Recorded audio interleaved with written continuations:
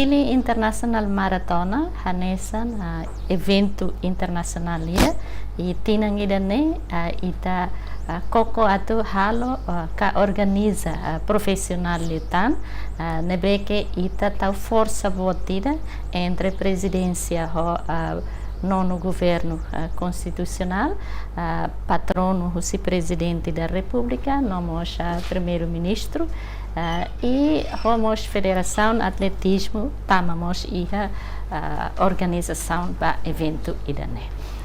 Neho hanuin katak ita tamaona ASEAN, membro permanente ASEAN, ita tem que promove Timor-Leste ba iha mapa mundial ho atividades ka ho programas uing-uing. Então, iha desporto nian ita koko atu lori dili international marathon. Hanesan icon desportiva ida nabe ita faan ba mercado internacional. Hodimos lori Timor-Leste ba iha mapa internacional lihusi campeonato idane.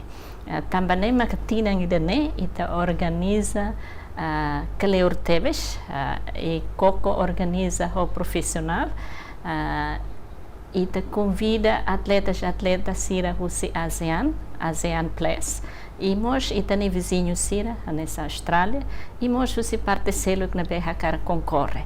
Então tinang ida ne ita iha atletas internacionais lugo kira mai participa e mos iha atletas elite.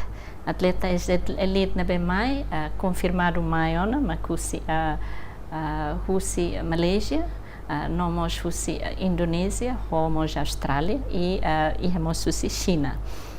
Íamos contingência botida Rússia, Austrália, sem mais. Então, hoje começou na Rahutama e nós ia atleta legendária ida Rosa Mota, Rússia, Portugal.